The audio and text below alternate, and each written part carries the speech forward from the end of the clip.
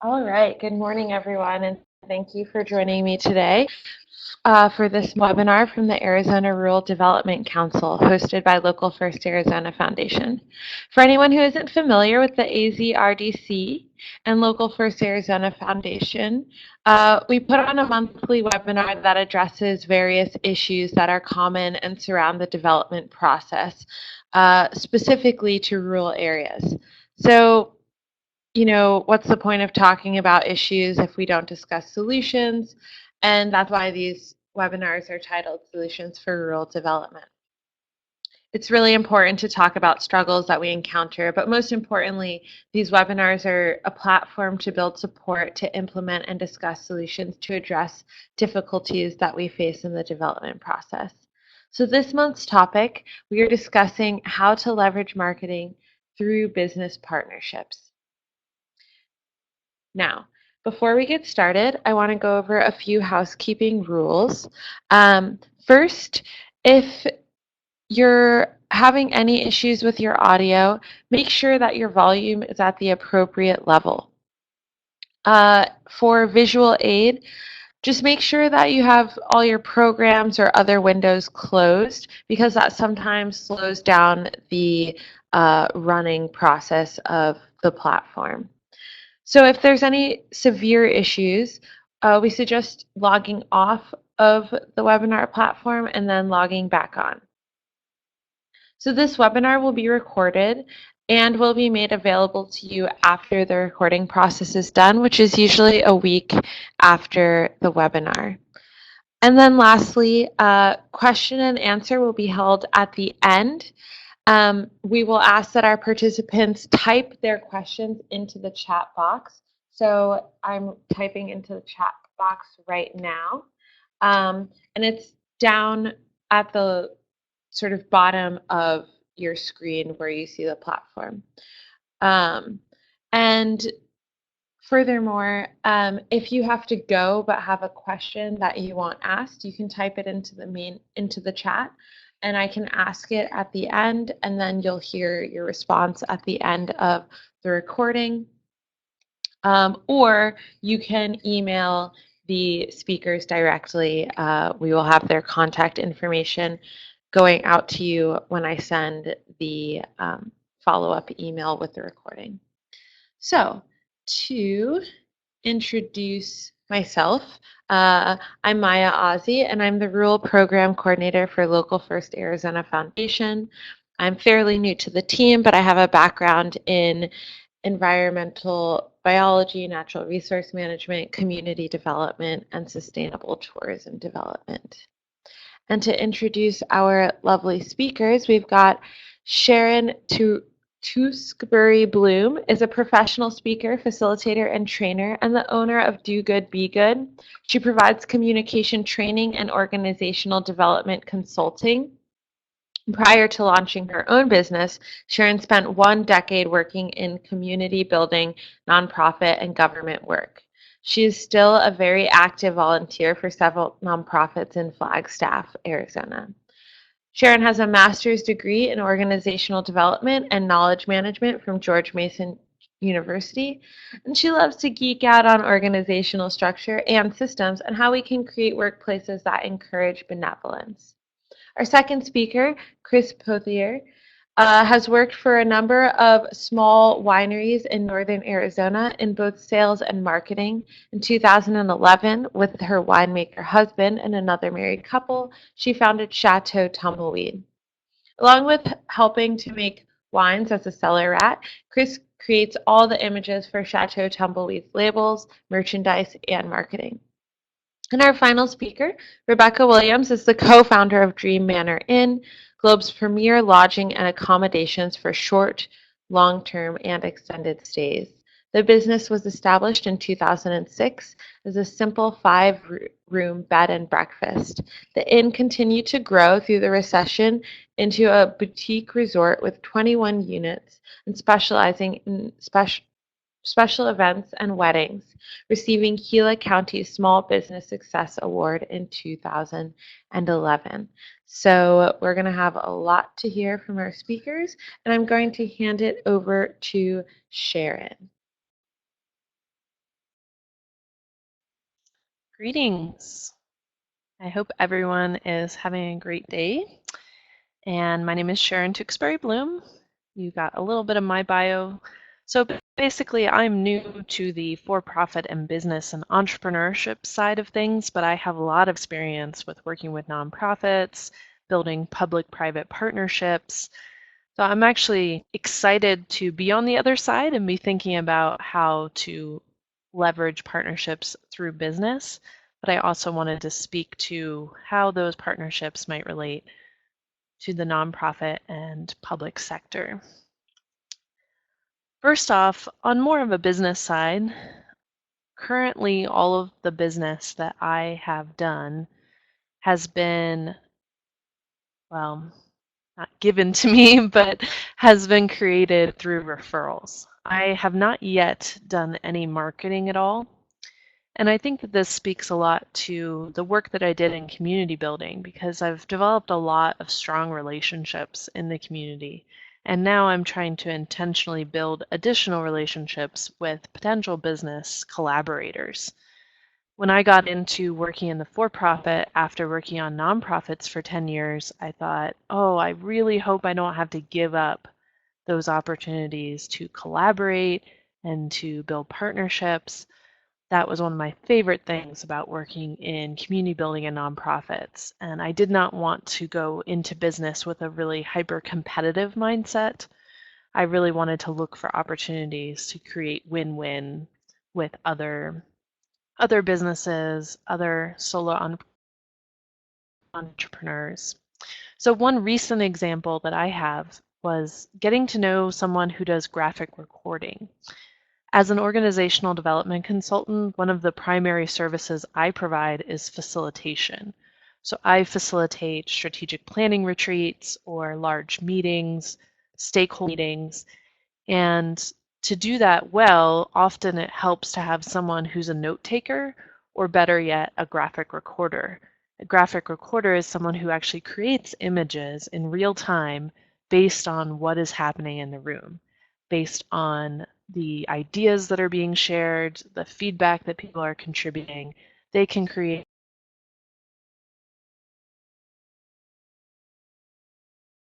in the room, which is especially nice for visual learners. So when I found out that there was a woman in Phoenix who is a graphic recorder, I reached out to her. And last time I was down in the valley, we got together and went for a hike and just started to get to know each other. And we came up with an idea for me to be able to bring some questions about graphic recording to a speaking conference that I'm going to in a couple of months. I think that's really a nice way for us to work together because we're trying to build leads where we might be able to do a project together. And since I don't yet have a lot of things to say to other keynote speakers, I'm able to bring her questions to the keynote speakers who are at this conference and give me an excuse to introduce myself to other professional speakers, but not have to be always selling myself. I can be helping to ask questions about someone else's business or someone else's project, but it still relates back to what I do. Also, in building those relationships, it's so critically important to show appreciation. That is one reason why I've been successful at that, is acknowledging when someone does give you a lead or even just says something nice about you and your business out in the community. I try to always thank those people. I have a lot of handwritten thank you notes that I write. Also, if someone does give me a really great lead and a really great, basically hands me a paying customer, then I will give a little thank you gift to the person who has given me that lead. I don't have a formal affiliate relationship with these partners. These are just people who I know and who believe in what I do and have continued to support me over the years, and I try to return the appreciation and support them. For example, one of the people who has really helped me and referred people to me recently wrote a book. So I made sure, of course, to buy her book and read it and write her a review on Amazon, and that continued to develop our relationship. And that's has to be a very authentic process. I try to really find people who I think share my values and who I want to get to know better and just intentionally build those relationships. And they end up being something that benefits the business. Another thing that I often tell networking groups and referral groups that I speak to is the importance of telling intentional stories. Storytelling is so incredibly compelling. People remember stories. It's hardwired into our brains to think in terms of stories. I mean, we are always telling moral lessons through stories to children so that they will stick. And I always tell the story about how when I was in grad school, we started off with a group dynamics class. And for this class, we just had to sit around in a circle and talk about what the professor called the here and now. So we just spoke about the here and now, which basically meant we spoke about sitting in a room together and we had really no agenda, no topic. I don't shy away from talking, and I like to tell stories. So often I would fill the void of having nothing to talk about by trying to make people laugh and telling funny stories. And somehow I ended up on this topic of what happens when a person pulls over on the side of the road and asks me for directions, which surprisingly has happened a number of times. And I would always feel very put on the spot. If someone pulls over and says, how do you get to City Hall? I would feel like, oh man, I have to have an answer. And I would just immediately, confidently spit out an answer. Well, you just turn right at the stop sign and go 3 blocks and turn left, and you'll see the sign. You're right there.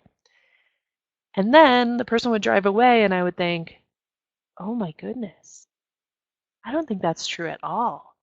I am not sure I just told that person that. So I shared that story with my group in grad school, and everyone laughed at the time, but then 6 weeks later, we were asked to give each other feedback, and we had to select certain words that would describe the members of our group. And the word that I got most often was talkative. I also got words about being funny and engaging, but I did not get words like trustworthy or honest or team player or reliable. And since these were my potential peers in the professional world of organizational development, that was not good. I would have much preferred to have set an impression with them where they felt like I was someone they could trust and rely on. And just to note, I have stopped giving people wrong directions. It actually was an important learning lesson for me that is not a good thing. And I've worked really hard to be the kind of person who is trustworthy and reliable and admits when I don't know the answer instead of just confidently making up some things. So that was an important learning moment for me, but it also reflected how important it is when you make a first impression or when you're getting people to understand who you are and what you do, that the stories are a really effective way of doing that. And therefore, you have to be very careful about what stories you tell because they will stick with people. Now, when I coach people, I tell them to pick 3 to 5 characteristics about themselves or about their business that they really want people to remember or to resonate with them. And then to do the work of brainstorming, what is one story that I can tell that demonstrates each of those characteristics? So since I've already flooded your brain with how unreliable I am, I'm going to tell you one other story that'll put me in a little bit better light. Recently, I facilitated a strategic planning retreat for a department here, one of the local government entities. And I was working with a new leader who had come in who was so charismatic. He is dynamic, he's a great speaker, he's energetic, and he has very high standards for his team and what he's trying to achieve. And he really wants to move the department forward and make change happen and get people on board. And he was he thought in the big picture enough to bring together his top leaders throughout his department and have a 2-day long retreat to really talk about who are we, what is our vision, how do we want to move forward. So I had facilitated this retreat, and I had seen that he had pitched an idea to his department of a new vision statement. And it included a couple of words that he really, really liked. But when he pitched it to all the people in the retreat, nobody really resonated with those words. They liked the big picture, they liked his vision, but they didn't really think his words spoke to them. And over the course of a couple of hours, he had people in his group try to help reframe, rewrite, choose new words that would articulate that vision, but do it in such a way that would resonate with the staff.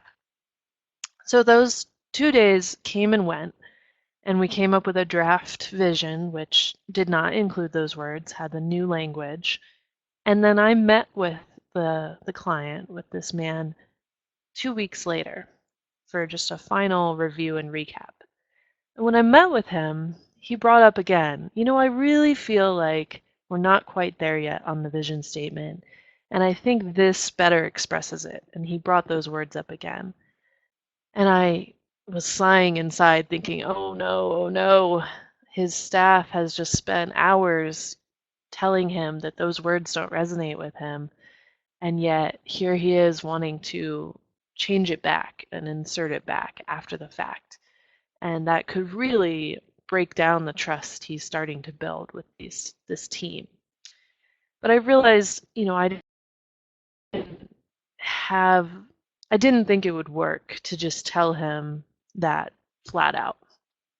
So instead, I told him a story about how in the 1960s, when NASA was trying very hard to beat the Russians to the moon, was touring the different NASA facilities and trying to rally the support, get everyone fired up. And he came to visit one of these NASA facilities. And while he's walking through to meet with some of the astronauts, there's this man there who obviously works there. He's holding a big push broom, and he's just standing off to the side, waiting for the president to pass so he can finish sweeping the floor. And the president, being the consummate politician, walks up to him and shakes his hand and says, "Hi, I'm President Kennedy. Who are you and what do you do here?" And the man says, "Well, President, my name is Frank, and I helped put a man on the moon." And I let that sink in for a second with my client.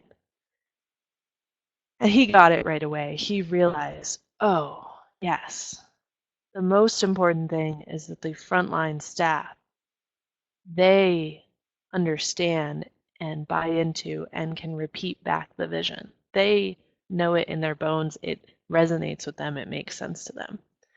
And actually, this particular leader, he happens to oversee some custodial staff in his department. And so he took that very literally and ordered a meeting with his custodial team to come in the next week and to pitch the vision to them and ask them what part of it resonated with them and how they would rephrase it so that it really stood out and was something that they felt like they could work towards. All right, so switching gears for a minute. I also wanted to bring in all the different ways that you can partner with nonprofits. And I would love to take questions on this at the end if you want to pitch any ideas or get advice on this. A lot of times when you think about how could a business work with a nonprofit, you might think about, well, nonprofits are always asking me to donate something, or maybe I could sponsor something. But there's really a lot of creative ways in which businesses could partner with nonprofits in a way that would be helpful to both. Sponsorships are great. I think there are a lot of opportunities for the business to come up with creative sponsorships or to really think through what is this new product we're selling related to, or what is our service related to, and what's the best possible fit for a sponsorship of a nonprofit or a nonprofit event that would draw in the audience that we are trying to attract and might directly support what we're trying to do. So I think a lot of times the nonprofits are the ones driving the conversation, going around asking businesses to sponsor. But if, as a business, you were intentionally looking for those sponsorship opportunities that better fit the audience you are looking to capture, I think it would be more beneficial to the businesses, and it would always help the nonprofits. Also, employee development. I work with a lot of local governments, and local government in particular, and depending on your business, this might relate to your business as well. There can be a lot of times when emerging leaders or even entry-level employees in a new business, they need to develop not only specific skills, but just that level of responsibility and that level of understanding how to take on difficult challenges, how to manage a big project. And it can be very difficult for, especially a small business, to spend so much time mentoring an employee or providing additional training and coaching, and even just to have enough big projects that you could give one to an employee that you're trying to develop where you feel comfort with giving that project to them if it's a bit beyond, if it's a reach for them and it's going to really push them to develop their skills, that may be very intimidating for you as a business to give that to an employee, even though it can be incredibly helpful as a way of developing your employees. I think nonprofits can help in this space where maybe you can allow your employee to have a certain number of hours to work with their favorite nonprofit if you set specific development goals for them. If you say, I want you to go out and take on a role on a board of a nonprofit so that you can learn more about financial management. They could lead setting up an event for a nonprofit, which would help them with project management skills. So really look at it as an opportunity to develop specific skills or leadership qualities in an employee by giving them the flexibility with their time off to do that, or even giving them some time on the job to participate with a nonprofit group. And this could be a charity type group, or it could be a professional association, whatever would be the best fit. And then, of course, as a group of employees or as a team, you can go out and volunteer together. My husband works for a small business here in Flagstaff, and they've done this where they go together to serve food at the food center. And, the day that he went to serve food, his team was really struggling. They had had a rough couple of weeks. They were falling apart with their staff morale. Things were just difficult. And then that afternoon, they all stood in the line together and helped to prep and serve food. And when he got home that day, he was just so much more comforted and enthusiastic about the people he works with. He realized that, yes, they have challenges, they don't always get along, but he knew that they shared his values and that these are people he really does enjoy working with. So I think you can't underestimate the power of getting out of your bubble sometimes and going and doing something together that you know is good for the community and seeing how that can help staff morale. And then here in Flagstaff, the local hardware and lumber company Homeco has really led the way in doing an event where they control the event, but all of the proceeds from the event benefit a nonprofit. So they developed something called Ladies' Night, and Ladies' Night has turned into a huge phenomenon here. And I've volunteered for it as well as attended it. And now they have a line out the door of hundreds of women clamoring to get into this hardware store. And there's, wine and there's free food samples and there's little demonstrations going on.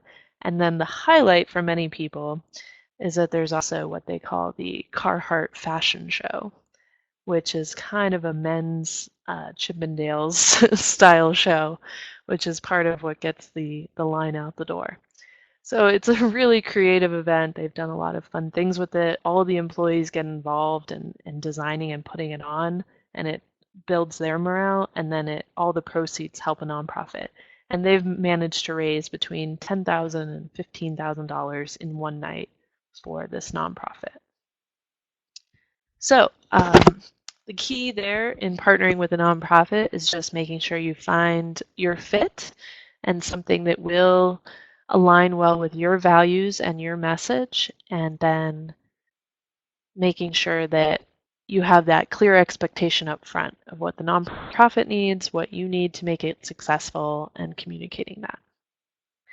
I'm going to leave it there for now and turn it over to the next presenter, but here's my contact information if you'd like to get in touch with me directly, and I'm happy to take questions at the end.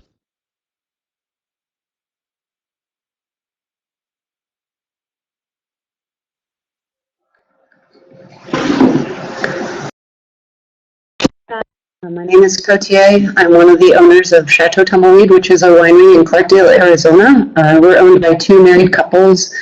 We found each other through the magic of life's weird, strange, meandering path. You're going to watch a series of slides showing my work getting our images out of me and into marketing. It's been a strange, interesting path. So here we go. I make our aesthetics, create our marketing, and work in the cellar with my husband. My husband is Joe Bayshard, and he is the winemaker.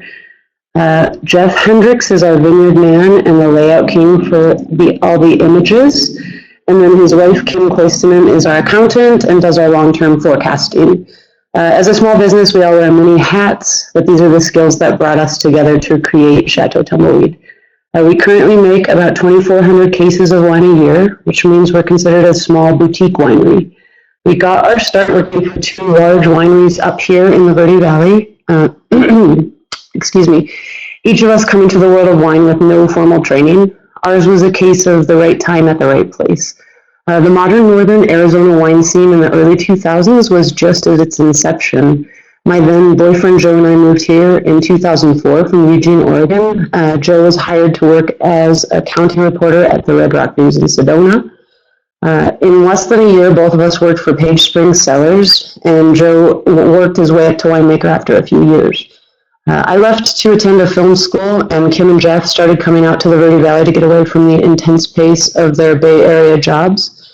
In 2008, they moved to Munns Park, and Kim was hired to work at the office in Page Springs, and eventually Jeff was hired later on to help installing vines. In 2010, Joe hit the glass ceiling at Page Springs Cellars and did a quick harvest at Javelina Wheat, and then in the winter of 2010 was hired at Alcantara Vineyards.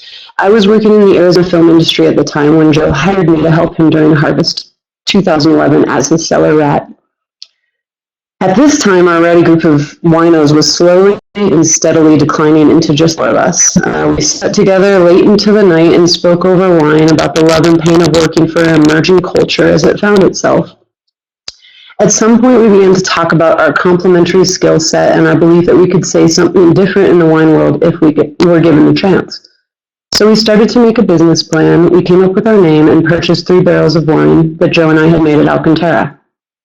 And we spent so many evenings looking at buildings for rent, for sale, for lease. We flung around options, chased down land, turned over rocks, and extinguished so many possibilities. And then there was a strange stroke of luck. Maynard James Kingman of Caduceus Cellars offered Joe a job helping him outfit a co-op winery. And we became the guinea pig of that co-op winery. Thank goodness we already had a business plan and we're kind of ready to go. This was the start of us leveraging partnerships for our business. The first year at 48 Wineworks was really an experiment. Joe helped build out an old meat shed in Camp Verde to be a functioning winery. The harvest of 2012 was accomplished really in a construction zone. We grew our label from 75 cases to 500. I was working in the Jerome tasting room for Caduceus. Kim and Jeff were still at Page Springs Cellars. At this time, I began to print T-shirts in the studio owned by Maynard's wife, Jen, in Jerome. I created a line called Over and By T-shirts and began to run monthly ads in the Noise, Northern Arizona Monthly. When you're starting a business, it's really hard to know what lends to a means for marketing. I didn't really realize what I was doing to help start the local Chateau Tumbleweed, but in hindsight, it really makes sense now. I was designing T-shirts, getting my images out there, and not really knowing, that we would have a brand later on down the road, only kind of a hunch that this would be happening.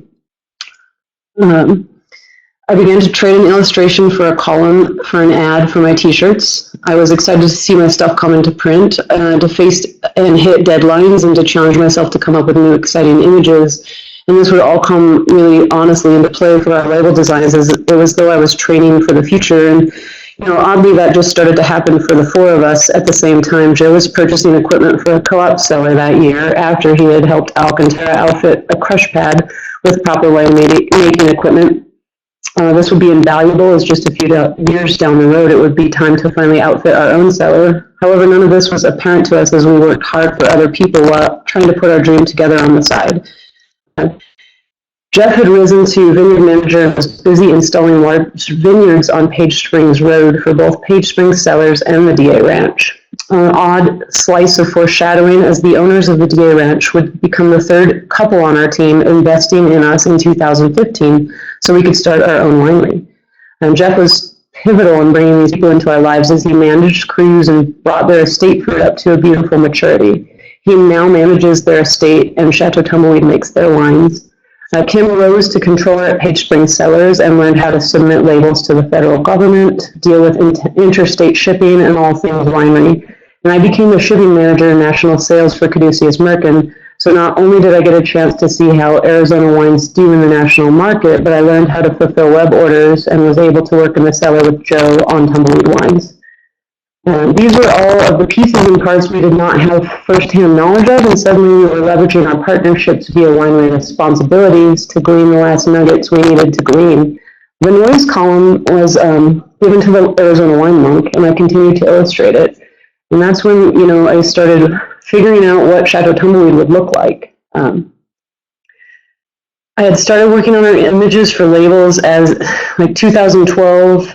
We had 6 wines, including the 2011 first vintage. Jeff had a background in graphic design, so as soon as I created our look, we started working together for the layout concept. Then I started to screen print our images onto T-shirts in my free time. I traded an image of mine on a Pussifer album cover for a bunch of blank T-shirts, inks, and screens for printing. I was able to get our T-shirts out into the world before the 4-8 tasting room was actually open. When the tasting room opened, we were finally able to sell our wines. In 2011, we made 75 cases, and after the harvest of 2013, we had made 1,000 cases when we were finally able to sell our first bottle. It was a great thing we were able to get our images out there into the world before the wine. It was also a great thing we were able to get our wines out into a retail space prior to ownership of our own winery. I cannot say enough how important it was to us to get us to where we are now. We have a dedicated and good-sized following after only being open for a couple of years. So suddenly it was up to us to bring a crowd to a newly owned co-op space. We were tossing release parties, hiring DJs, and collecting locals who knew us through wine and our years working at other places. At this time, we all still held our full-time jobs. The edge of the knife we were walking was getting sharper. When you're growing, making, managing, and selling others' wines, who are literally the foundation of a new industry, and delicately attempting to bring your dream into the marketplace, life is a bit stressful. All of us were careful to balance that which paid the bills as the forefront of the conversation, but the thing that perhaps made us interesting to other people was having that dream floating above our heads, driving us forward, kind of like we were chasing a rabbit. 4-8 Wineworks was the ultimate in learning how to use your relationships to help inform your marketing, as we were not just selling ourselves, but the idea that the co-op winery in Arizona was real. The laws had been changed to reflect the new need for this kind of business model. And Chateau Tumbleweed was instrumental in enforcing the issue about alternating proprietorships. Joe's background in journalism came in handy as he argued for a place in the omnibus bill, which passed in 2014. I can explain the co-op as a bit, as it's a really great idea and that we absolutely benefited from its development and are so thankful to Maynard for funding it. The co-op runs on the principle that the equipment of the winery is shared by those making wine in the facility. Each individual winery under the co-op is able to function as their own winery in certain days of the week. The winery pays a fee for use of the equipment and is also charged a percentage from the sales for the direct-to-consumer tasting room. Just to give you kind of an idea, the cost of a boutique winery and equipment alone is about $100K, so the co-op is great, especially when there's a small wine program at the local community college, graduating hopeful wine nerds with not the largest bank accounts. Also, the wine world is not for faint of heart. To be able to make a few barrels and only go about 10 grand into the way to make sure you make this through. To say the only things that came by illustrating noise images and using space for special release parties at 4-8. Also, we had a place to retail merchandise, which was all free to us minus my art label. As the world turns, led the Pedsnick family to us at a 4-8 event, just as we were growing too big for the co-op and were looking at buildings and such. 9 us alone, wanting to see 1 more years of sales in the co-op, and we had already found a building that we were super interested in. Meanwhile, I was getting some of our wine into the Flagstaff and down to Phoenix and Tucson into restaurants and shopping, and that wholesale traction was an important piece for the next step. The winter of 2014 was a long discussion with the Pesnicks until we cut them into our company and they helped us purchase our current winery and the equipment we would need. We now manage their vines and make their wines, which was one of the things that they were looking for, along with getting into the wine business on a different level. They're the best people ever. It was such a great leap of faith. We took ownership of our winery in January 2015. We did a remodel and got the equipment in, applied for licenses, and went through all of the hoops. By June of 2015, we were open for business. We received our first cold tanks for white wines about 3 days before we received our first fruit in early August of 2015. I hope that none of us have to go through stress like that again, but I imagine that will probably happen. We got a bunch of new barrels and new equipment. We were so lucky. We feel so blessed. The harvest of 2015 was especially special for us just because suddenly we were functioning in our own independent space. So I started to run ads in the noise for our new place. And by this time, we were actually able to hire a screen printer as the winemaking tasting room and label creation was heavier and there was much more of it. And we continued to run our ads in the noise for a new place. And, we continue to run our monthly ads in the noise. I recently came up with a new series, which has been really fun to imagine. We also do a full page in the Arizona Wine Lifestyle magazine. We get a great rate on it, luckily, because he likes to see our images. Changing from so much trade to a fully functioning small business has been a little bit tough. I would say the things that I've learned are to, I have to change slides real quick. I would say the things I've learned are to get agreements in writing and to track your sweat equity. Although it's your dream, you shouldn't undervalue yourself, which is easy to do if you have any artistic inclination. We did so much trade for the early years of Tumbleweed at the co-op, and even prior to that, we will never see in our financial records. But that being said, I don't think we could have ever realized our dreams at such a quick and tangible pace would we have not taken advantage of every single talent and piece of sweat and any kind of function we could bring to the table. So we live our marketing, and it's coming from an extremely honest place, and we tend to pull relationships to us through this honesty. And all of this storytelling is really kind of my way of showing you that the four of us used and continue to use our relationships and our skills in extremely creative ways to gain marketing and sales and relationship footing in a competitive and new landscape that's new to us. Thank you so much for listening.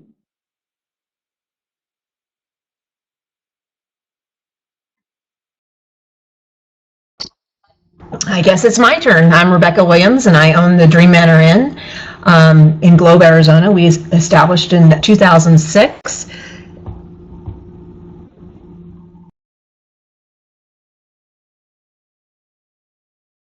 Direction and talking about the different partnerships that I've made over the last 11 years of being in business with Dream Manor Inn, and how we've grown and how those different partnerships have helped us grow.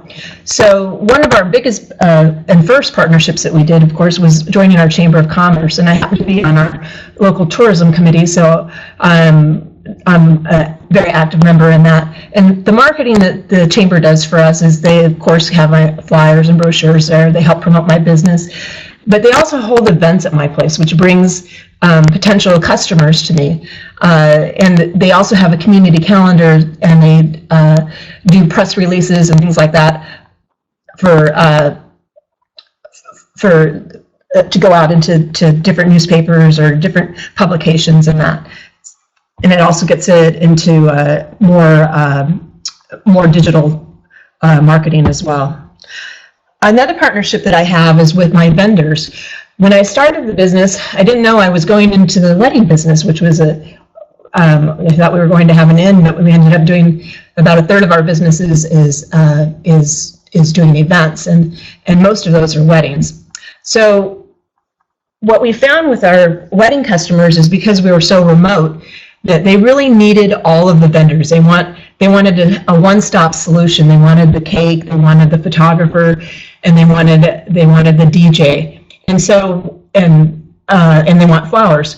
And so what I built over the years was a good group of vendors that work for me, that help provide those 4 different things, and allows me to offer a lot more services, which gives me more business, because people like the idea that they can just show up for their wedding. They don't have to bring anything. The other thing that it does is I can actually market their services on Facebook.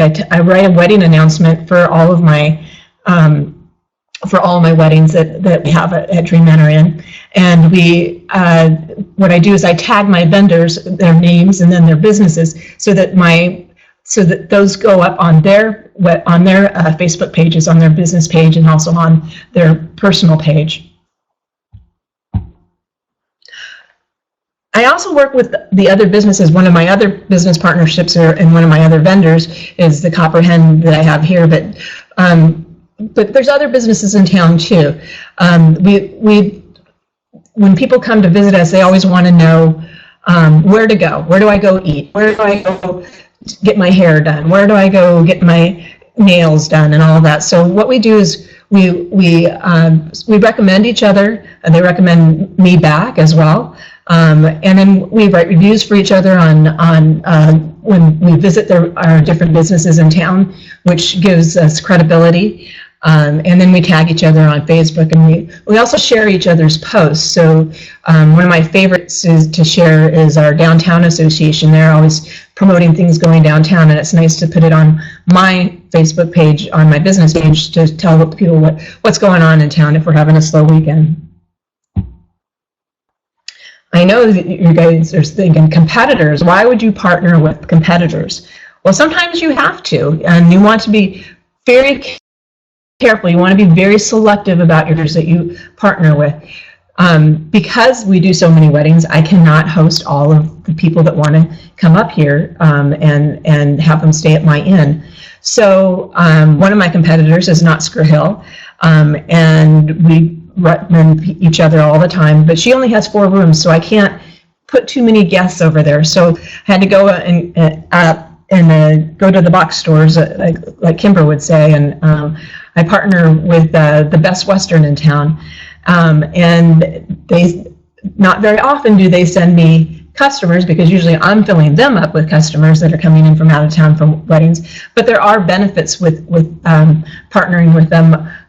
They happen to own the group of them own several different other hotels, and recently I just got to stay in New Orleans for free, so that was kind of nice. So anyway, but the most important thing with the competitors is you want to make sure that you are sending them to a equal or a value that you know that your customer is going to be taken care of. And then building community partnerships. You can do it with nonprofits. You can do it with other fundraisers and that. We do a lot of giveaways. We're giving away. I'd say we probably give away maybe 50 room nights, or maybe even 50 to 60 room nights every year to different fundraisers, local groups, everything from firefighters to the Relay for Life. Sometimes we have the fundraisers at our own place.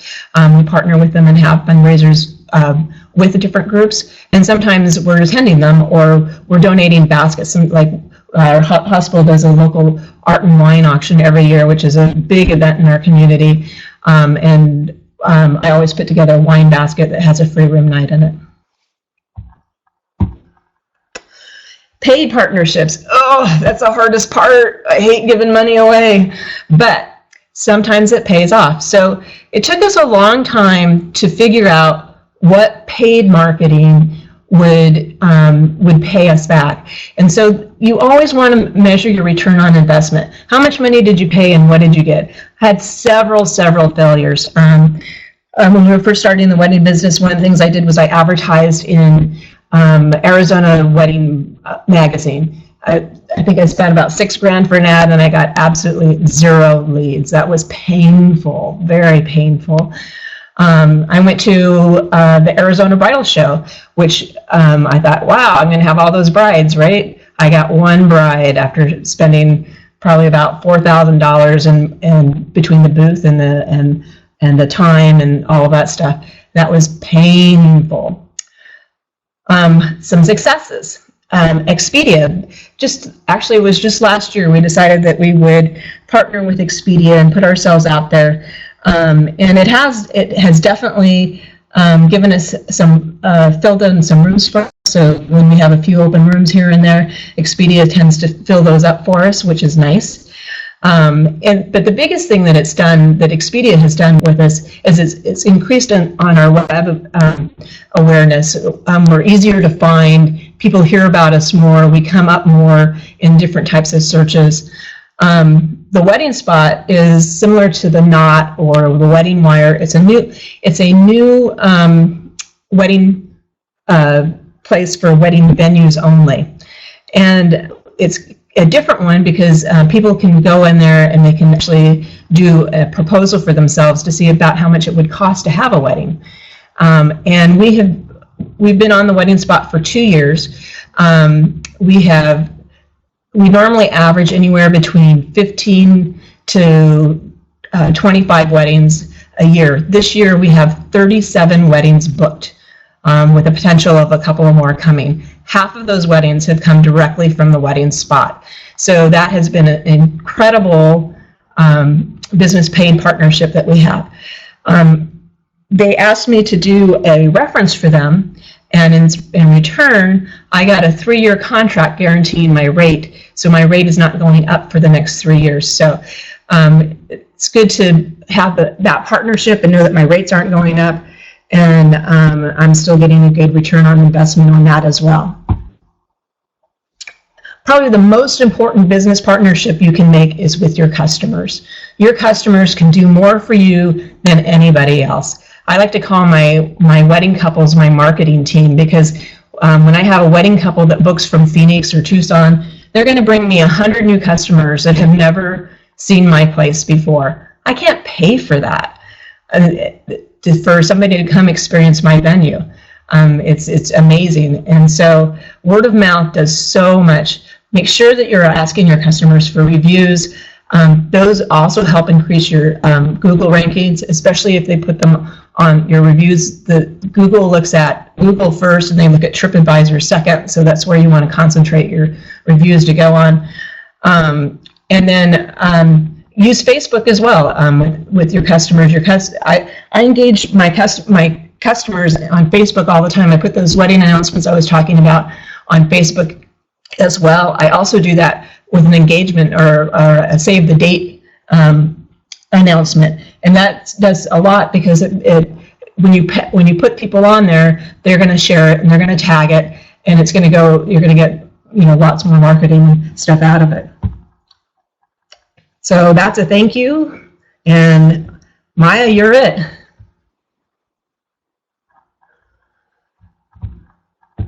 All right. Thank you so much to all of our speakers. We're going to take the time to do question and answer. If any of our participants have any questions, please use time to type them into your chat box, and I will read them aloud to our speakers. And if we don't have any questions, then I'll just go over the info for next month's webinar. So while I'm giving Q&A some space, I just want to promote next month's webinar. Is titled Raising Capital, Raising the Bar. The date is actually, I believe, going to be June 28th, but that'll be confirmed in the newsletter, which should be sent out in a week or so. And it's going to also be from 10 a.m. to 11:30 a.m. It's free, and the topic is mainly reaching out to businesses and nonprofits, speaking to various means of how they can increase capital, whether you're a new business or established, same with nonprofit. And we're going to have two speakers that are going to speak from the lens of banks, grant funding, and local economic development coalitions and Chamber of Commerce's. So more information will be out for that soon. It appears that we don't have any questions. However, I will send out all of the contact information in a follow-up email to everyone who's participated today. And I really appreciate all of our speakers. Thank you so much for that wealth of knowledge, and for all of our participants for supporting this webinar series. So thank you so much, and I hope to have you all back next month.